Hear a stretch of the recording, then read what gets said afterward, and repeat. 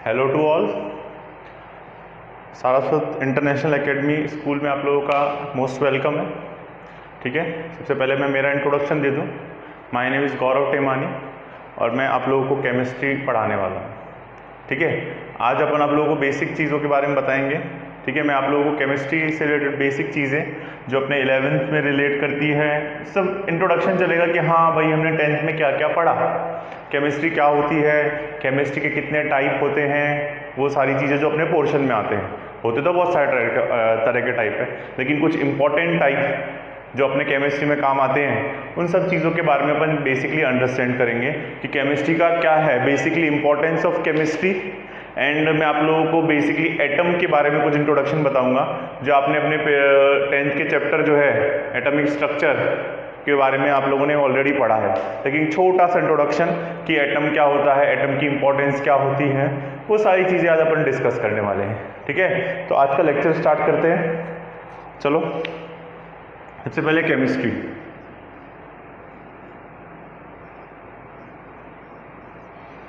ठीक है, केमिस्ट्री में बेसिकली देखो इज अ केमिकल के बारे में अपन जो पढ़ते हैं, हिस्ट्री ऑफ केमिकल। मेरे पर्सनल ओपिनियन क्या है, हिस्ट्री ऑफ केमिकल, कि आप लोगों को केमिकल को कैसे इस्तेमाल करना है, क्या यूजेस हैं, क्या वैरायटी है, वो सारी चीज़ें अपन केमिस्ट्री में पढ़ते हैं। साइंस में 3 बेसिक पोर्शन आएंगे आप लोगों के, फिजिक्स, केमिस्ट्री या आइदर मैथ्स और बायो। ठीक है, ये चीज़ें रहेंगी, लेकिन केमिस्ट्री दोनों में कॉमन रहेगा। अब जो केमिस्ट्री की बात करें तो केमिस्ट्री के बेसिकली 3 पार्ट होते हैं। Chemistry is a history of chemical, you can say this कि केमिकल या केमिस्ट्री, ठीक है, केमिकल से रिलेटेड जो भी हिस्ट्री है वो केमिस्ट्री के अंदर आती है, या मिस्ट्री ऑफ केमिकल, वो सारी चीज़ें जो आप लोगों के आती है वो आती है केमिस्ट्री के अंदर।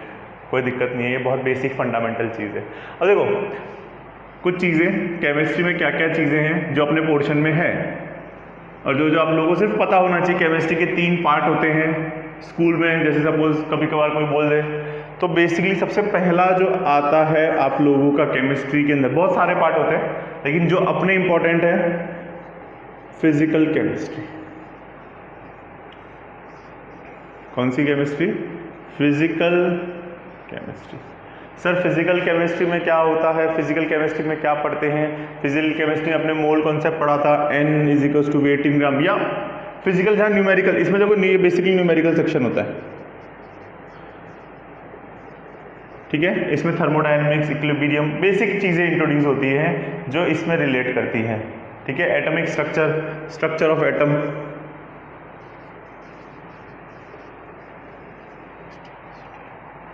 स्ट्रक्चर ऑफ एटम इसमें आता है कि एटम कैसा दिखता है, क्या साइज होता है, क्या फंडा होता है, रेडियस कितनी होती है, जहाँ न्यूमेरिकल सेक्शन आएगा। ठीक है, मोल चीज़ें, मोल कॉन्सेप्ट अगर बात करें इसके अंदर आप लोगों का सेकंड जो आता है वो क्या आता है, मोल कॉन्सेप्ट।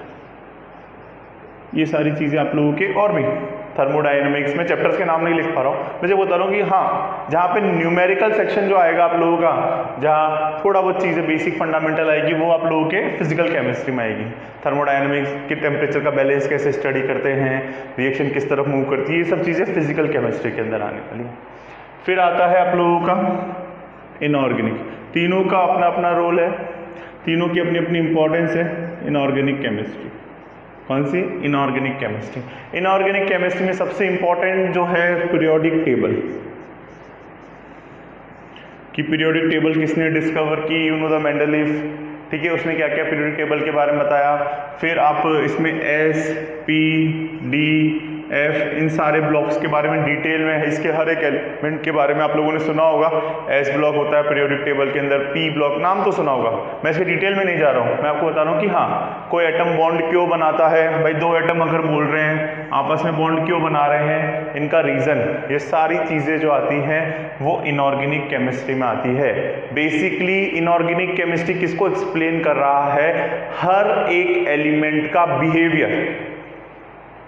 क्या एक्सप्लेन कर रहा है, हर एक एलिमेंट का बिहेवियर को एक्सप्लेन करने के लिए इनऑर्गेनिक केमिस्ट्री का फंडा इस्तेमाल किया जाता है।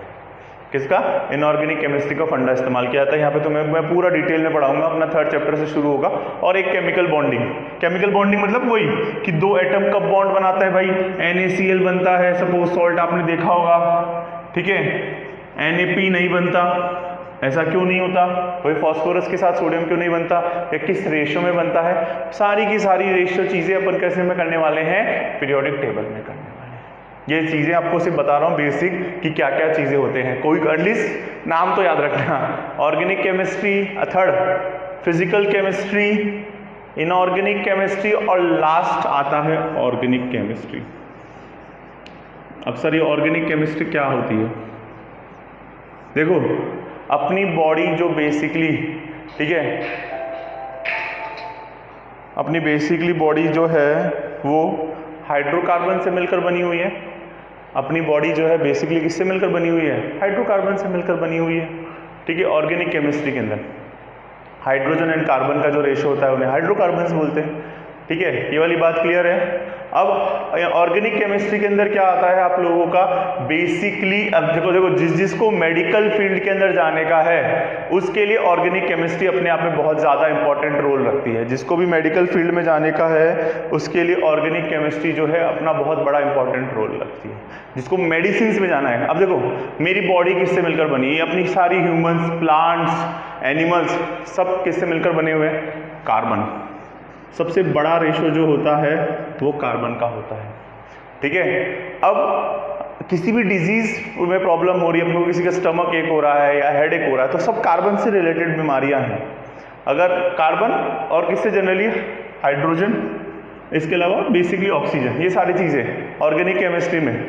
ऑर्गेनिक केमिस्ट्री बेसिकली लिविंग, एक और चीज ऑर्गेनिक केमिस्ट्री जो है वो लिविंग थिंग्स के लिए आती है, ह्यूमन बींग्स, प्लांट्स और एनिमल्स। किस किस के लिए?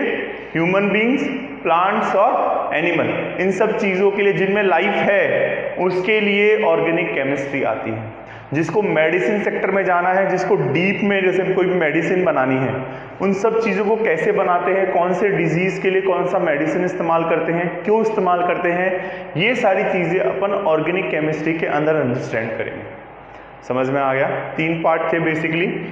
फिजिकल केमिस्ट्री, जहाँ पे आप लोग केमिकल्स के बारे में देखोगे कि कैसे रिएक्ट करते हैं, किस रेशो में लेता है। इनऑर्गेनिक बेसिकली एक और चीज़ बोलता है कि ये नॉन लिविंग थिंग्स, जैसे कोई भी मेटल है, आयरन एक मेटल है, कॉपर एक मेटल है, इनकी क्या क्या प्रॉपर्टीज होती है, ये किस तरीके से इनको प्योर करते हैं किसी भी चीज़ को। ठीक है, मेटल और नॉन मेटल दोनों आ जाते हैं, इसके अंदर 3 पार्ट होते हैं, मेटल, नॉन मेटल और सेमी मेटल्स। ये सारी चीज़ें आप लोगों ने पीरियोडिक टेबल के अंदर पढ़ी है। और फिर तीसरा आता है ऑर्गेनिक केमिस्ट्री, ये बेसिकली लिविंग थिंग्स के लिए आती है। ठीक है, प्लांट्स, ह्यूमंस, प्लांट्स और एनिमल्स, जहाँ जहाँ पे आप लोगों को ये प्रॉब्लम है वहाँ वहाँ पर ऑर्गेनिक केमिस्ट्री का इंट्रोडक्शन आप लोगों का चलने वाला है। किसका चलने वाला है? ये सारी चीज़ें आप लोगों की फिजिकल केमिस्ट्री, इनऑर्गेनिक केमिस्ट्री, हर एक एलिमेंट की, ठीक है, वुड की प्रॉपर्टी क्या होती है, आयरन की प्रॉपर्टी क्या होती है, कॉपर की प्रॉपर्टी क्या होती है, ठीक है, मर्क्यूरी की प्रॉपर्टी क्या होती है, ठीक है, वो आपस में कैसे रिएक्ट करते हैं, वहाँ पे इनऑर्गेनिक केमिस्ट्री। और लास्ट में आप लोगों का आता है ऑर्गेनिक केमिस्ट्री, जो बेसिकली ह्यूमंस, प्लांट्स और एनिमल्स से रिलेट करती है, वहाँ पर इनका बहुत बड़ा रोल। ये वाली बात क्लियर है? किस किस चीज़ के लिए क्यों क्यों पढ़ रहे हैं? बेसिक इंट्रोडक्शन है, पता होना चाहिए। 3 पार्ट होते हैं, ऑर्गेनिक, इनऑर्गेनिक और फिजिकल। ये सारी चीज़ें अपन 2 साल पढ़ने वाले हैं, अच्छा खासा कंटेंट है। ठीक है, बहुत ही स्लो मैंने आप लोगों को इंट्रोड्यूस कराया है फिजिकल केमिस्ट्री के बारे में, इनऑर्गेनिक केमिस्ट्री के बारे में, ऑर्गेनिक केमिस्ट्री के बारे में। इनमें कोई प्रॉब्लम नहीं है। ठीक है, नोट कर लीजिए।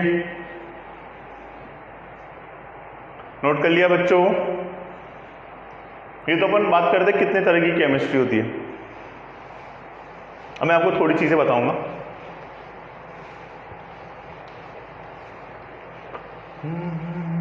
अगर बात करें सर केमिस्ट्री का क्या इंपॉर्टेंस है, इंपॉर्टेंस ऑफ केमिस्ट्री की बात की जाए कि इंपॉर्टेंस ऑफ केमिस्ट्री, अगर अपना नया हेडिंग डालें तो क्या डालें? इंपॉर्टेंस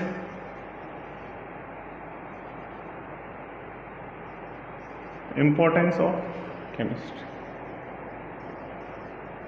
केमिस्ट्री की क्या इंपॉर्टेंस है अपने आप में, क्या why we are doing, where we are studying the chemistry. तो देखो हर एक चीज़ में मैं तुम्हें बताता हूँ। ठीक है, सबसे पहले मेडिसिन्स में, फर्स्ट मेडिसिन्स,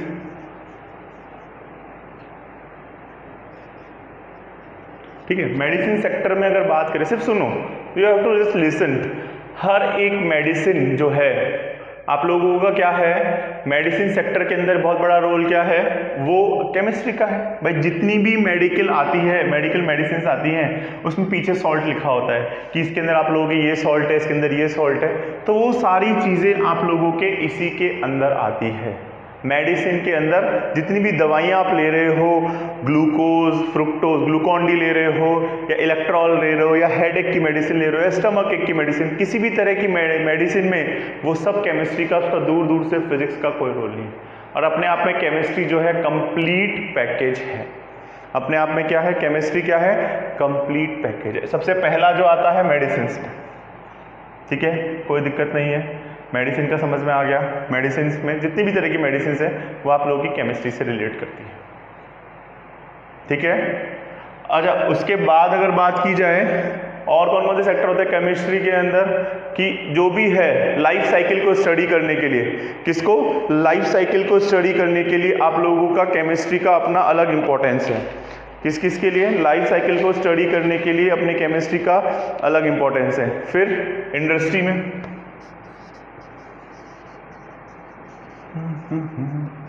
इंडस्ट्रीज में देखो, इंडस्ट्रीज बोले तो तुम तो वापी में रहते हो, वापी में हर एक केमिकल इंडस्ट्री से कोई भी प्रोडक्ट बना सकते हैं। जितने भी केमिकल है, सल्फ्यूरिक एसिड, HCl, सारे के सारे कॉस्मेटिक आइटम्स, सब केमिस्ट्री है और कुछ भी नहीं है। तो जितनी भी तरह की इंडस्ट्रीज हैं वो इसमें अपना बहुत बड़ा रोल प्ले करता है इंडस्ट्रीज में। दूसरा फिर आता है एग्रीकल्चर।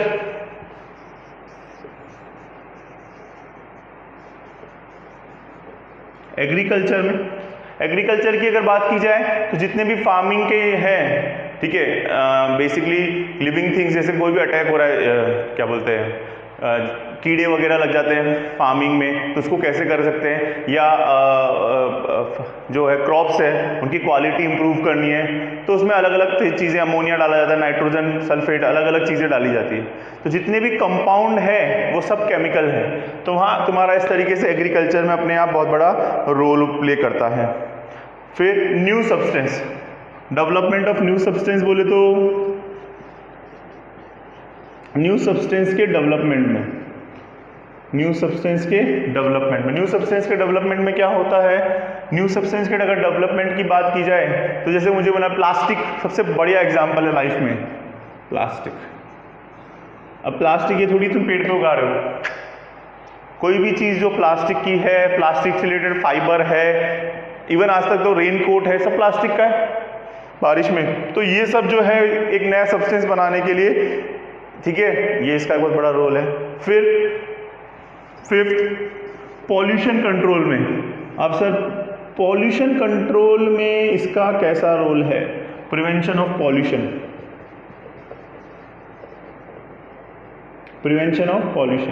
देखो अब देखो सर पॉल्यूशन की बात की जाए, ये देखो मार्कर लिख रहा हूँ, इंक केमिकल से मिलकर बने। पहले पॉल्यूशन के अलावा एक आइडिया मुझे जस्ट आया कि मार्कर की इंक जो है वो तुम्हारा केमिकल से मिलकर बना हुआ है, ठीक है।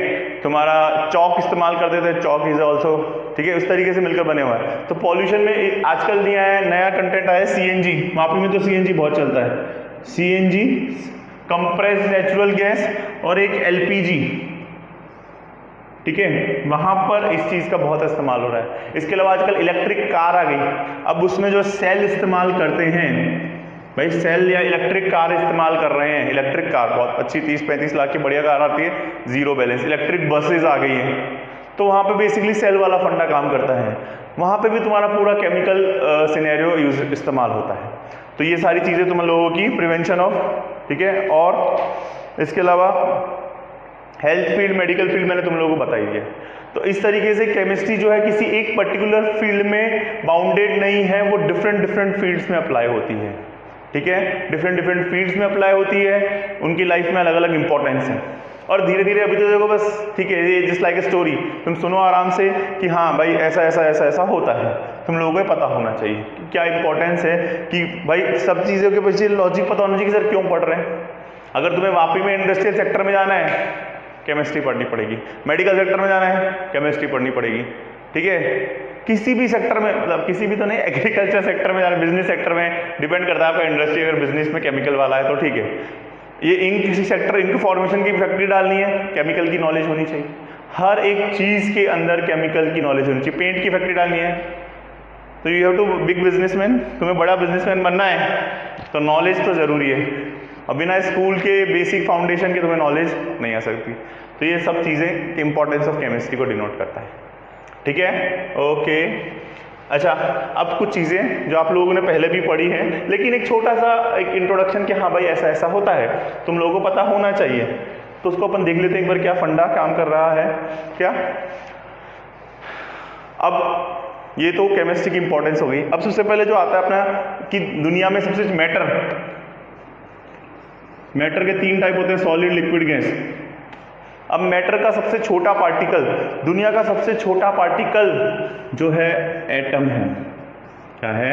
एटम है। ये तुम लोगों को पता है। Smallest part of the matter, दुनिया में सबसे पहला जो सबसे छोटा पार्टिकल इंट्रोड्यूस किया गया वो बेसिकली डाल्टन बोलते हैं, पर अलग अलग साइंटिस्ट ने, ओस्टवाल ने 14th सेंचुरी में इंट्रोड्यूस किया था, लेकिन उसका दूर दूर तक नाम नहीं है, ठीक है। तो एटम का बेसिक इंट्रोडक्शन जो है वो आप लोगों का यहाँ से शुरू होता है, डाल्टन से। उसका एक्सप्लेनेशन पर नेक्स्ट टर्न पे देंगे।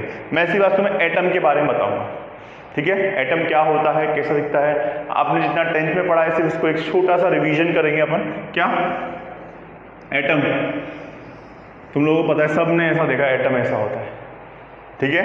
बेसिक बातें, एटम के अंदर क्या क्या होता है, न्यूक्लियस होता है, लिख लो, न्यूक्लियस होता है, और यहाँ पे P+N लिखते हैं एटम के अंदर। P मतलब प्रोटॉन, P = किसको डिनोट करता है, प्रोटॉन्स को डिनोट करता है। N मतलब न्यूट्रॉन्स, कई बुक्स में इसमें स्मॉल n भी लिख देते हैं, मैं तुम्हें जनरल नॉलेज के लिए बता रहा हूँ। इन्हें क्या बोलते हैं, न्यूट्रॉन्स बोलते हैं, प्रोटॉन्स, हाँ न्यूट्रॉन्स, ठीक है। और एक इलेक्ट्रॉन जो होता है सर्कुलर पाथ में घूमता है उसे बोलते हैं इलेक्ट्रॉन। तीसरी चीज होती है, उसे बोलते हैं इलेक्ट्रॉन, ठीक है। ये तीनों जो है एटम के अंदर बाद में डिस्कवर किए गए। कैसे डिस्कवर किए गए मैं आप लोगों को सेकंड चैप्टर में बताऊंगा, लेकिन दुनिया के सबसे छोटे पार्टिकल की बात करें, अब ये उसके भी अंदर है, एटम के अंदर। तो इन तीनों को कंबाइंड फॉर्म में बोलते हैं सब एटमिक, एटम के अंदर सब एटमिक पार्टिकल्स, क्या बोलते हैं, सब एटमिक पार्टिकल्स। सीधा सा फंडा, सब एटमिक पार्टिकल्स के बारे में बेसिक इंफॉर्मेशन आप लोगों को मैंने बता दी। अच्छा सर, इनमें कोई डिफरेंस होता है? अच्छा, इलेक्ट्रॉन जिस सर्कुलर, ये सब देखो आप लोगों ने पढ़ा है, इलेक्ट्रॉन जिस सर्कुलर पाथ में घूमता है उसे बोलते हैं ऑर्बिट।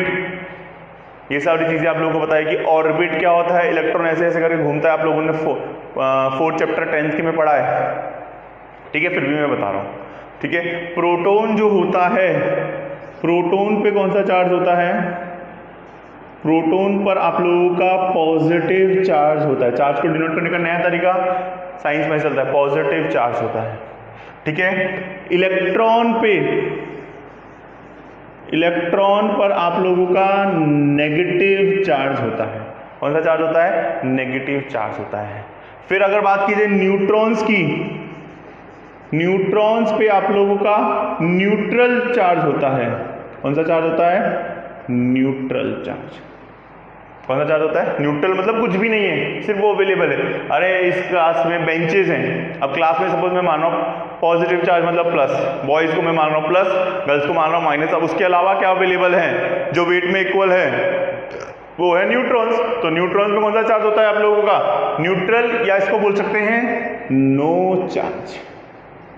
क्या हो सकता है, नो चार्ज। नोट कर लो, पॉजिटिव चार्ज, नेगेटिव चार्ज, और बेसिक कि प्रोटॉन कहाँ पे होते हैं, न्यूट्रॉन कहाँ पे होते हैं। प्रोटॉन न्यूक्लियस में होते हैं, इसे बोलते हैं न्यूक्लियस।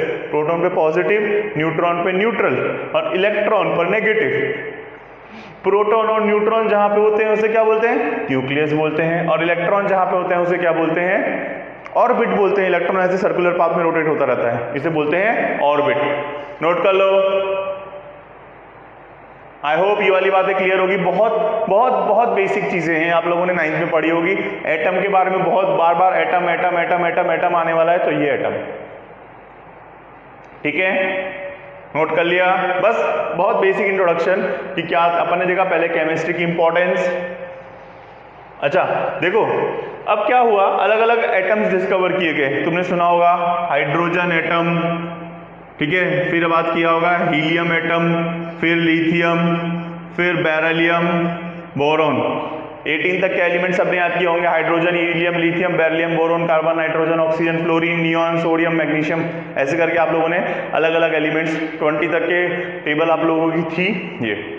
ठीक है, अब कैसे, किनको सर नंबर कैसे दिया गया, number 1, number 2, number 3, number 4, number 5, आपको कैसे पता कि नंबर 1 ये है?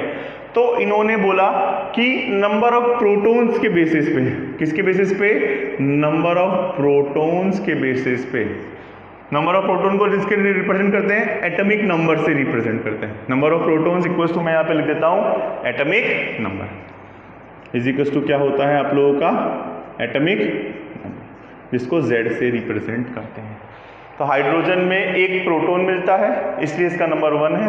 हीलियम में 2 प्रोटॉन मिलते हैं, सिर्फ proton, not sure about the electron, not sure about the neutron, लेकिन सिर्फ प्रोटॉन के बेसिस पे नेमिंग। लिथियम में 3 प्रोटॉन मिलते हैं, 4, 5 ये ऑब्जर्वेशन बेस। क्लियर है, ये होता है atomic number is equals to number of protons. ठीक है, एटॉमिक मास कैसे लिखते हैं ये भी आप लोगों ने पढ़ा है। Atomic mass is equals to क्या होता है, sum of proton plus neutron, मतलब न्यूक्लियस में जो है उसका वेट कितना है, ये तो नंबर है भाई। क्लास में बच्चों का रोल नंबर है 1 2 3 4। अब कोई बच्चा जाड़ा है, कोई पतला सा है, अलग अलग, कोई लंबा है, तो मैंने क्या किया, अब एटॉमिक वेट मैं बोला 20 किलो का, 40 किलो का, 50 किलो का, सबका अलग अलग वेट है। ठीक है, तो atomic mass it is sum of proton plus neutron का सम किसको रिप्रेजेंट करता है, एटॉमिक मास। क्लियर है, इसको रिप्रेजेंट करते हैं, ये आप लोगों ने पढ़ा इसलिए मैं बता रहा हूं। एटॉमिक मास को A से रिप्रेजेंट करते हैं। ठीक है, किसी भी एलिमेंट को रिप्रेजेंट करने का तरीका, सपोज मुझे हीलियम को रिप्रेजेंट करना है, He इज अ हीलियम, यहां आपने लिखा उसका एटॉमिक नंबर और यहां पे लिखा उसका मास। इस तरीके से एलिमेंट्स टोटल 108। मैं और चीजें बताऊंगा, सिर्फ तुम्हें सिखाया कि यहाँ पे आप लोगों का, यहाँ पे लिख देता हूं मैं, कोई भी एलिमेंट आप लोगों को लिखना है X, तो यहाँ पे आप लोगों का आता है atomic number which is represented by Z, और यहाँ पे आता है आप लोगों का एटॉमिक मास। ये स्टैंडर्ड तरीका है किसी भी एलिमेंट को रिप्रेजेंट करने का। ठीक है, बहुत बेसिक है, बहुत बेसिक है, हर एक एलिमेंट का नंबर है। मैं एटलीस्ट चाहता हूँ आप लोगों को 10 तक के एलिमेंट तो याद हो, धीरे धीरे करके। एक बार 10th की बुक उठा के देख लो, एग्जाम नहीं दिया तो शायद नहीं उठाने की आदत हो, लेकिन ट्राई करो। तो hydrogen, helium, lithium, beryllium, boron, nitrogen, oxygen, fluorine, neon, इस तरीके से चलने वाला है। तो आप लोगों को इस तरीके से, तो ये आप लोगों का बेसिक इंट्रोडक्शन था, क्या, एटम के बारे में, प्रोटॉन के बारे में, न्यूट्रॉन के बारे में, इलेक्ट्रॉन के बारे में, कहाँ पे होते हैं, कैसे, अच्छा कहाँ पे होते हैं मैंने समझाया। कभी जब अपना सेकंड चैप्टर स्टार्ट होगा तो हम समझाएंगे क्यों होते हैं, कैसे डिस्कवर हुए, क्यों होते हैं तो वो तो पता है, लेकिन कैसे डिस्कवरी। भाई एटम का साइज इतना छोटा था, 10⁻⁻6 सेंटीमीटर, 10⁻⁻6 बोले तो 1/10⁻6, यानी 0 लगा लो, 1 2 3 4 5 6, देख लो,